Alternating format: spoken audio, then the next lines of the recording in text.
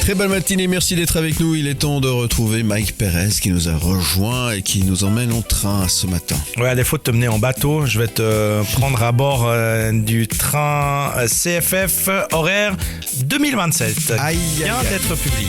Bon. La chronique de Mike. Alors, les horaires CFF horaires 2027 viennent d'être publiés.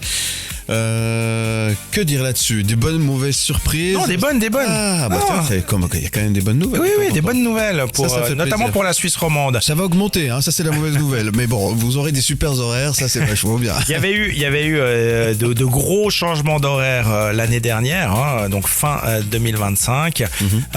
Pour la fin de cette année, c'est plus des ajustements. Hein.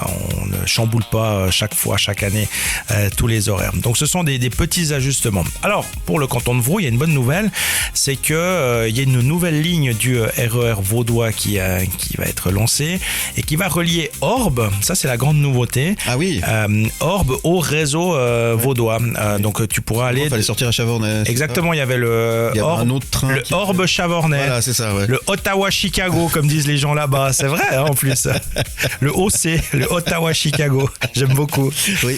Donc, ils ont fait tous les travaux. Maintenant, ils ont pu donc raccorder cette petite ligne de train, effectivement, au réseau CFF. Et ça permettra aux gens de la ville d'Orbe, les urbigènes, C'est ça. de pouvoir se rendre directement, sans changer de train, jusqu'à Renan, par exemple. Alors, c'est gare cul-de-sac, hein. Ouais, Ouais, c'est ça. c'est pas toute la journée à certains horaires, mais voilà, c'est déjà une bonne, c'est bien. c'est une bonne nouveauté, une bonne progression.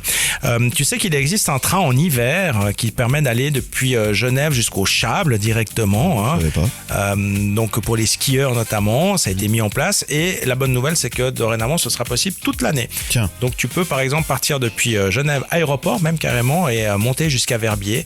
Alors, le train va jusqu'au Chable. Au Chable, tu prends le téléphérique Oui, qui monte évidemment, à Verbier. Le train ne monte pas jusqu'à Verbier. Le train ne prend pas le téléphérique non plus. Mais tu peux effectivement aller de Genève à Verbier en transport public très facilement. Je savais pas. C'est une bonne vraiment quelque chose qui est extrêmement pratique. Il y a des cadences qui sont renforcées sur le Léman Express. Et puis pour les gens de Lausanne et notamment de Lausanne, mais aussi de Genève, qui ont l'habitude d'aller à Paris en TGV, on retrouve un rythme un peu plus confortable. Ça avait été diminué l'année dernière parce qu'il y avait des travaux sur la ligne. Donc on retrouve maintenant des TGV quotidiens dans chaque direction entre Lausanne et Paris. Donc ça, c'est une bonne nouvelle. Il y a aussi des trains de nuit qui se développent. Tu sais que c'est une tendance aussi qui revient beaucoup. Ouais. Les Night Jets avec des nouveaux wagons qui ont été commandés, qui sont petit à petit livrés. Tu pourras faire dès la fin de cette année un Zurich-Amsterdam de nuit dans des super bonnes conditions. Et puis, je terminerai avec ces trains de nuit. Alors, c'est pas des trains couchettes, on va dire, hein, mais c'est des trains de nuit qui circulent en Suisse romande. C'est non seulement pour effectivement les gens qui font la fête dans une grande ville puis qui veulent rentrer chez eux dans une autre grande ville, mais aussi ça a été pensé pour les gens qui prennent l'avion très tôt le matin. Ah bah oui. Parce que quand tu prends un avion à 6h du matin, que tu dois y être à 4h, 4h30, bah, t'es un peu embêté, effectivement. T'es des fois un peu obligé de prendre la voiture. Et là, les CFF ont testé et il se trouve que le test est concluant. Donc, ça va se développer, ça va continuer. Des trains qui vont depuis le Valais jusqu'à Genève Aéroport, qui vont depuis Fribourg jusqu'à Genève Aéroport également, qui font aussi le pied du Jura avec un changement de train à Lausanne. Et ça, c'est une bonne nouvelle parce que ça veut dire que si tu prends l'avion très tôt le matin, eh ben, tu peux te rendre à la gare avec un train CFF sans devoir laisser ta voiture dans un parking qui coûte les yeux de la tête. D'accord. Et est-ce ça que va. les CFF parlent de temps en temps avec la compagnie suisse parce que la compagnie suisse veut plus aller à Genève. Donc, Ouais, mais il y a d'autres compagnies. J'ai l'impression qu'on ne tire pas la même corde. Quoi. Il y a plein d'autres compagnies en l'occurrence qui partent depuis Genève. Donc indépendamment de ce que fait Suisse, les CFF croient effectivement effectivement la Bon, bah, c'est très possibilité bien. d'amener Ouais, c'est une bonne chose. les voyageurs qui Ouais. prennent l'avion, de les amener en train jusqu'à l'aéroport. Très bien, bah merci. Donc ces horaires CFF 2027 sont en bonne voie. Oui, c'est en très très bonne voie, c'est le cas de le dire. Ils entrent en vigueur le 13 décembre 2026. C'est noté. C'est un vendredi? Non, oui. Non, normalement Non, c'est je le pose- dimanche. Je pose toujours les questions si c'est le 13. c'est un Normalement le vendredi. changement d'horaire des CFF se fait toujours un dimanche. Ne changez pas un vendredi 13, mon Dieu! Bienvenue dans le Morning Show. Plus de fil, Morix. Très bonne matinée, merci d'être avec nous et comme promis aujourd'hui on parle à nouveau de ce projet jeunesse tendre et inspirant, l'histoire de Pop, un album illustré né de l'expérience d'une enseignante qui rappelle aux enfants qu'on a tous le droit de grandir à son propre rythme, un livre plein d'humour et de bienveillance actuellement en campagne de financement participatif, crowdfunding comme on dit sur We Make It, on en a parlé il y a quelques temps avec Ludivine Tournolias qui est avec nous ce matin. Bonjour Ludivine. Bonjour Philippe. Comment ça va? Mais ça va bien. Bah oui, je suis en train de regarder le We Make It là. Au moment où on se parle, là, on est presque du but, c'est-à-dire de Ouais. tenir les 7000 francs pour Exactement. pouvoir éditer ce bouquin, en fait, c'est ça?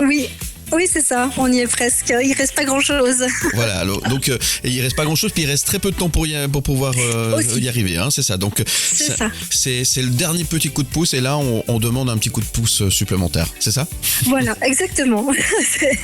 C'est exactement ça. Pour atteindre le but, voire même le dépasser, comme ça me permet aussi, parce que j'ai d'autres livres qui sont prévus de sortir un peu plus tard dans l'année, donc ça me donne un petit peu d'avance pour continuer la suite. Oui, c'est ça. Si on dépasse les 7000, c'est tant mieux, on va dire. Voilà, ça va donner, Exactement, des ailes au projet, évidemment. Alors, pour soutenir, évidemment, Ludivine et les éditions Ciel en Arc, vous allez sur We Make It, sur la plateforme de crowdfunding, et puis on tape Pop, hein, c'est ça, tout simplement? Oui, dans la barre de recherche Pop, et je crois que c'est le 4e qui apparaît. Voilà, POP, hein, c'est POP. je le redis, c'est pas politique du tout, vous inquiétez Non, pas. N'hésitez du pas à aller faire un petit On parle de tour. popcorn. De popcorn, effectivement. Juste rappeler peut-être pour celles et ceux qui n'auraient pas entendu cette intervention qu'on avait fait il y a quelques temps sur cette antenne, comment est née cette idée de Pop, justement, Ludivine? Bah, en fait, c'est né simplement. Je suis enseignante et maman, et un jour j'étais en train de faire du popcorn pour mes enfants et je regardais ma casserole et je me disais, ah, c'est marrant, toutes les graines finissent par exploser, enfin par popper, mais Ouais. toutes ne le font pas au même moment. Et du coup, ça m'a inspiré cette histoire de cette petite graine qui va à l'école Hop Hop Hop, qui est donc une casserole où elle veut devenir du popcorn, mais où elle voit tout le monde popper avant elle, et du coup elle s'inquiète et de pas popper en même temps. Donc voilà. Bon, c'est une jolie métaphore, évidemment, une jolie histoire autour de cette histoire de Pop. Pourquoi c'est important pour vous de rappeler que les enfants, ils ont un rythme, ils doivent savoir le prendre, et puis il faut qu'ils le saisissent? Ben, c'est important parce que moi je le vois à l'école, hein, je vois des enfants, je suis enseignante en 1-2P qui pensent déjà en arrivant à l'école qu'ils vont apprendre à lire le premier jour, ce qui n'est pas forcément le cas, même pas du tout le cas. Et puis qui pensent, parce qu'ils vont mettre un peu plus de temps à comprendre les voyelles ou à comprendre les chiffres ou comme ça, que du coup ils sont pas aussi bien que les autres ou comme ça. Et pour moi c'est vraiment important de dire chacun son rythme, ça finit par venir. Chez tout le monde ça finit par venir. Qu'est-ce que votre expérience finalement d'enseignante peut apporter à cette histoire? C'est une autre manière d'aborder les choses. Comment est-ce qu'on pourrait décrire ça? Oui, c'est une autre manière d'aborder les apprentissages, d'aborder l'entrée à l'école aussi, parce qu'on dit beaucoup aux enfants quand ils vont rentrer, tu verras, tu vas commencer à apprendre à lire, tu vas apprendre ceci. Ça peut aussi être un peu angoissant pour les enfants de se retrouver devant toutes ces attentes que les adultes peuvent aussi avoir. Donc c'est un moyen et pour les enfants et pour les adultes qui les accompagnent, que ce soit parents, enseignants, éducateurs, de remettre un petit peu on va dire l'église au milieu du village et de dire mais chaque chose en son temps. Bon, alors aidez Pop à éclore, hein, tout simplement. Vous allez, pour en savoir un petit peu plus sur édition-ciel-en-arc.ch, édition-ciel-en-arc.ch, et puis vous allez surtout sur We Make It. On est à 96%, donc c'est au moment où on se parle, donc on est à 2 doigts d'y arriver, et grâce à ça, on va pouvoir effectivement voir prochainement ces bouquins sortir, ces bouquins signés Ludivine Tournolias. Voilà. Exactement. Bon, Merci d'avance. avec grand plaisir. plaisir. N'hésitez pas. Donc, édition ciel en art.ch. Et oui, mais quitte, vous tapez pop tout simplement et vous soutenez Ludivine. Et puis, j'appellerai pour en savoir un petit peu plus, hein, pour parler de la Ça suite. marche. Hein. Ouais, avec plaisir. Bon, qu'est-ce qu'on peut souhaiter à Ludivine Tournelias aujourd'hui alors, ce mercredi matin? Là, je suis déjà aux anges avec ce projet qui est absolument dingue, qui était, comme je disais, un projet de livre et puis qui est devenu un projet humain. Ouais. Et que ça continue, quoi, que ça prenne tout son essor.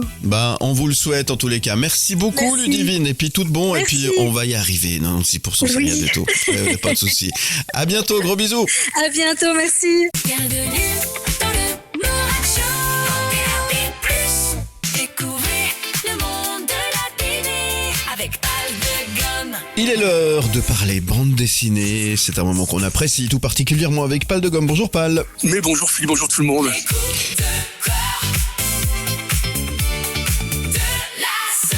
Pal, on va parler de monter à l'alpage, sauf erreur. C'est exactement ça. Donc la bande dessinée s'appelle Le Journal d'Alpage. C'est Agathe Borin au dessin, au scénario. Ça vient de sortir aux éditions Antipode. Et ce qui me plaît beaucoup, c'est que disons, ces jours, en fait, fin mai, c'est comme tu disais, c'est la montée à l'alpage. Donc cette bande dessinée va parler en fait des saisons d'alpage qui finit jusqu'au mois d'octobre. Donc c'est 5 mois d'alpage avec les vaches. Et l'aventure de cette bande dessinée, c'est le temps d'une saison. Donc l'été, une jeune femme qui s'appelle Louise part avec sa famille découvrir la nature et son environnement. La transhumance. En même c'est temps, ça. Ah oui, la transhumance, en même temps, c'est un travail rude et solitaire, mais aussi il y a le bonheur de la nature, de la montagne, et une expérience dont on ressort vraiment changé. Et c'est vrai que pour nous, la Suisse, la montagne, c'est quand même notre grand patrimoine. Et Louise, notre héroïne, qui est jeune trentenaire, en même temps, elle est en pleine crise existentielle. Elle a envie de prendre la hauteur par rapport à la ville et vivre en fait au rythme de l'alpage. Ouais. Et cette BD, ce que j'ai beaucoup aimé en fait, c'est qu'elle nous fait voyager chez nous à l'alpage, à travers nos belles montagnes.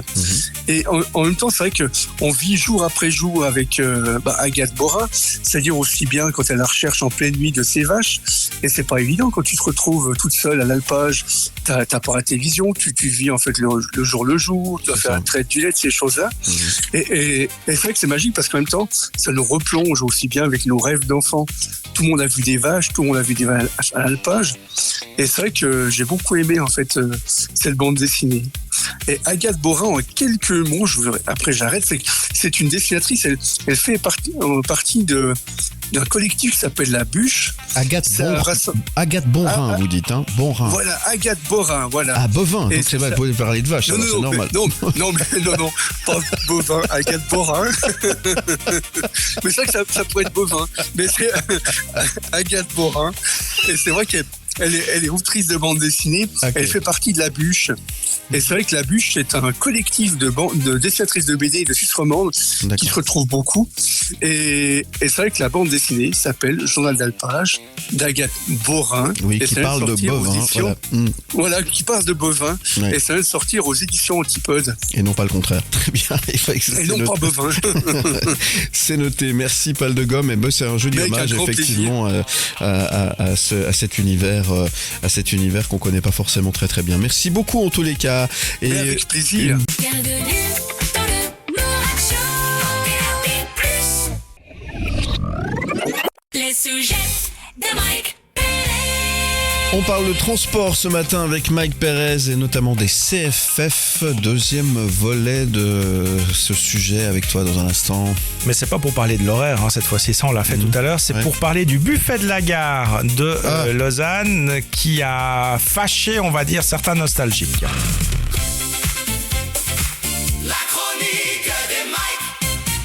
Alors on parle du buffet de la gare à Lausanne, mais il y a toujours une gare à Lausanne, c'est pas Renan maintenant?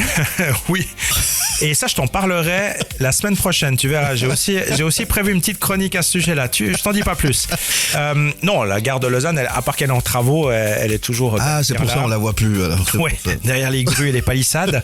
Il y a le buffet de la gare. Alors, tu te rappelles qu'il y a aussi un tout petit peu changé d'orientation il y a quelques années, puisque c'est le restaurant Tibitz, spécialiste de la cuisine végétarienne. Tout à fait. Mais jusqu'à maintenant, malgré le changement changement, on va dire, de cuisine, il y avait au sein de ce buffet de la gare les portraits du général Guizon et de 3 conseillers fédéraux vaudois qui ont marqué l'histoire, Bien sûr. qui trônaient dans ce buffet de la gare. Et ils ont disparu. Donc, loin le général Guizon. Il y avait également donc Paul Chaudet, conseiller fédéral de 1954 à 1966. Georges-André Chevalat, on a tous étudié son livre d'histoire à l'école, Bien sûr. à l'époque. Et puis Jean-Pascal Delamure, des figures emblématiques vaudoises, de la politique vaudoise ou de l'histoire même nationale, qui étaient donc présents. Leur portrait trônait dans ce buffet de la gare. C'est ça. Et il se trouve que finalement, les CFF ont estimé, en tout cas leur service de protection du patrimoine, ont estimé que ces portraits n'avaient aucune valeur artistique et ils ne figuraient pas parmi les pièces à protéger. Donc, ils ont dit, il n'y a pas de raison qu'on les garde ici, donc on va les enlever. C'est des Suisses allemands? Voilà, peut-être. Donc, ils ont décidé de les enlever. Alors, tu te dis, bon, bah, ok, ma foi, c'est comme ça. Donc, tu peux dire, je les décroche. Et puis, je sais pas, moi, je les mets ailleurs. Ou bien, je les propose à un musée ou autre, quoi. Que nenni. Bah, que nenni, parce qu'en fait, il se trouve que ils les ont mis à la poubelle. Non, mais c'est vrai. C'est pas possible. Ils les ont mis à la poubelle. Et ça a choqué beaucoup de gens. C'est de dire, alors déjà que tu n'honores pas la mémoire de ces personnalités qui ont marqué l'histoire de la Suisse et du canton de Vaud. La moindre des choses, ça aurait été effectivement de transmettre finalement ce patrimoine un peu plus loin. Si les CFF estiment qu'effectivement ça n'a aucune valeur artistique, ça a quand même une valeur historique. Et tu aurais pu transmettre ça, tu aurais pu donner ça à un musée ou enfin un collectionneur. On aurait certainement trouvé une solution, mais pas la benne.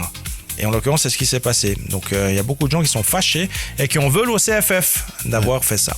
Ouais.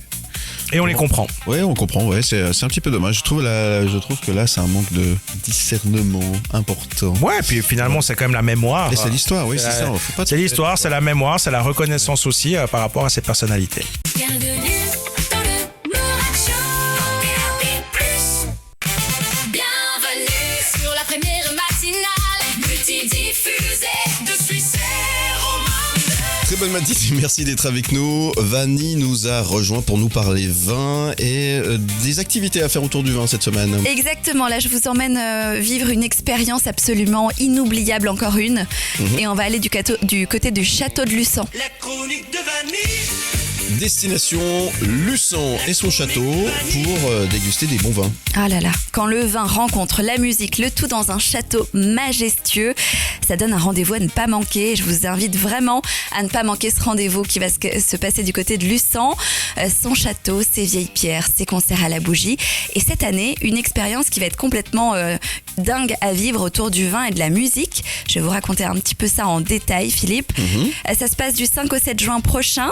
Le festival Luçon Classique revient pour sa 6e édition qui promet une véritable immersion sensorielle au cœur du patrimoine vaudois. Et honnêtement, c'est probablement l'un des festivals les plus élégants et inattendus pour ce printemps. Je ne sais pas si vous connaissez, Philippe. Luçon, oui. Ouais, et le château de Luçon, vous l'avez Alors, déjà pas le visité? château, non. Enfin, je vois où il est, mais je suis jamais allé. Moi non plus, jamais. J'ai hâte d'aller découvrir cet endroit magnifique.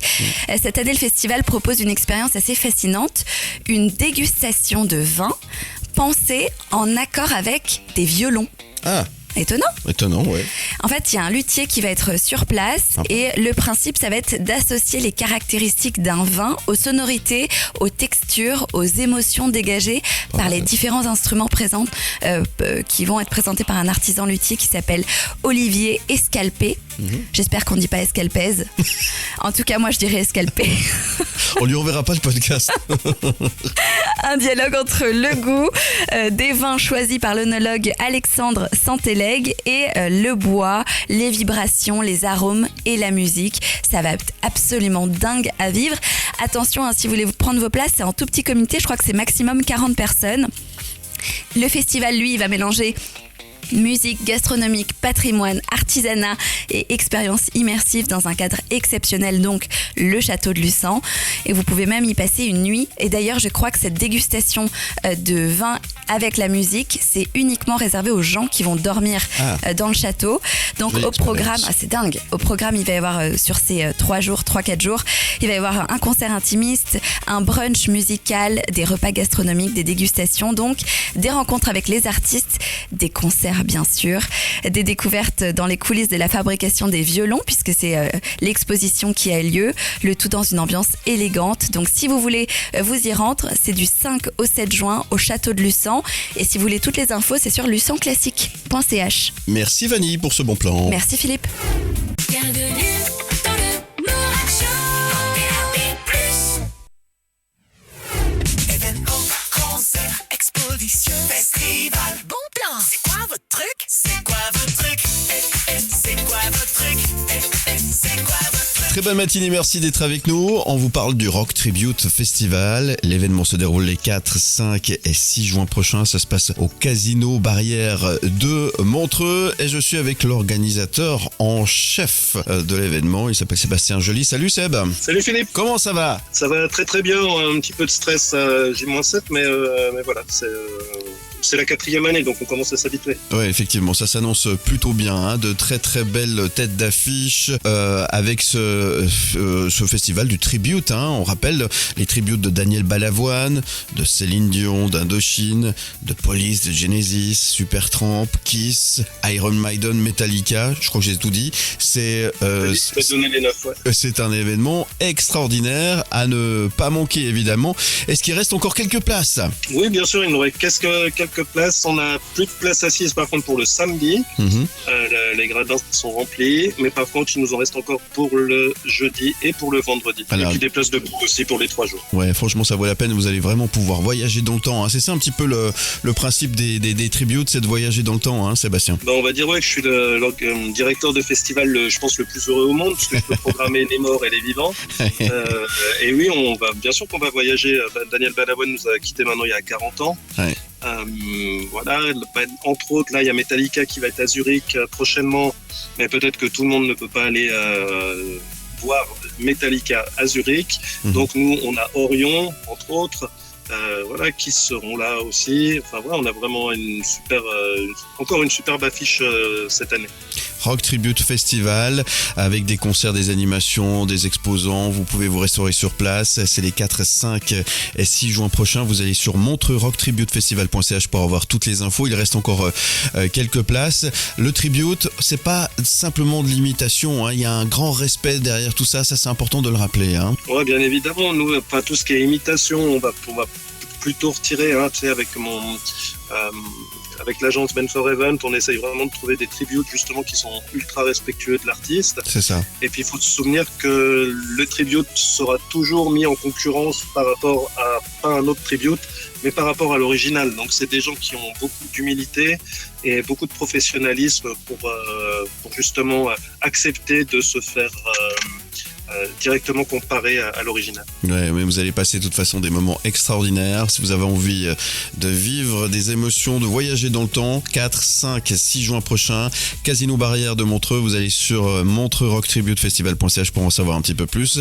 Ouverture des portes à 18h, les concerts c'est à partir de 19h30 et ça va être une folie pure. Qu'est-ce qu'on peut souhaiter à Sébastien Joly? On peut souhaiter que cette édition soit effectivement de la folie. Ouais. Et puis comme ça, en 2027, on fêtera nos 5 ans. À très bientôt Seb À bientôt Philippe, merci beaucoup. et bon festival. Bienvenue dans le Mourak Show. DAB+. À table. Les coups de cœur, gastronomie. Les coups de cœur, les coups de cœur. Sans plus attendre, on retrouve Monsieur Goemio, Suisse romande, j'ai nommé Knut Schwander. Bonjour Knut. Bonjour. Partez à la découverte des plus belles tables des Suisses romandes. Knut, aujourd'hui, vous nous emmenez où? Hier, nous étions dans les montagnes vaudoises, près de Villars, à Grillon précisément, et aujourd'hui, vous nous emmenez à... Alors, dans une autre auberge qui est un petit peu à l'écart, et puis moi j'aime bien ces endroits qui sont qu'on découvre, disons où le repas est un peu une aventure. On va découvrir une région en même temps. Oui. Les Franches Montagnes au printemps, c'est un vrai bonheur. La semaine passée, il neigeait, mais non. C'est les seins de glace, c'est pour ça. Là, oui, exactement, c'était des dessins de glace, mais enfin, plaisanterie mise à part, c'est verdoyant, c'est beau, il y a le Doubs, il y a des balades incroyables, si vous avez un vélo, profitez-en. Et puis, allez, que ce soit à pied, en vélo ou en voiture, dans un endroit qui s'appelle les Pommeras. Alors, les Pommeras est un petit village absolument charmant, groupé autour de sa petite église, avec une auberge du Cheval Blanc qui est un vrai petit musée. Cette auberge du Cheval Blanc, eh bien, figurez-vous qu'elle vient d'être rénovée ça fait 2 ans maintenant, par un passionné qui l'a remise dans l'état dans lequel elle était au début du XXe siècle. Donc on est autour de 1910-1920. C'est juste magique. Il y a une cabine téléphonique d'un autre temps. Il y a des petites, même les fils électriques sont comme autrefois, sont apparents avec des petits relais en céramique, en porcelaine. Et puis à l'arrière, il y a même un jeu de quilles d'autrefois, donc tout en bois, c'est magique. Donc l'endroit est déjà magique. Et puis, eh bien, on y mange en plus très très bien. L'accueil est charmant. Dans une salle où il y a d'ailleurs un jukebox qui est, lui, n'est pas de 1910, mais des années 60. On mange par exemple une morille farcie qui est très très belle. Il y a un porco tonato, donc au lieu de vitello, donc c'est pas du veau, c'est du porc, mais au thon qui est équilibré et délicieux, et un tourne d'eau dont je vous recommande vivement d'aller le manger au Pommeras parce que c'est vraiment très très bien. Les vins sont magnifiques avec des prix qui ne le sont pas moins, ça fait vraiment très très plaisir. Et puis le tout vaut le détour parce que disons, quand j'y ai mangé, il y avait en plus une calèche qui passait et je me suis dit c'est un vrai voyage dans le temps. Donc allez voyager dans le temps au Pommeras. La nature est belle, le village est beau, l'auberge est magnifique et on y mange bien. Ouais, ça a l'air d'être apaisant ce que vous venez de nous dire, cet endroit. Le Pommeras aux Franches-Montagnes. C'est noté. Merci beaucoup, Knut Wander. Merci à vous. Et à demain. Plaisir. Bienvenue sur la première matinale multidiffusée de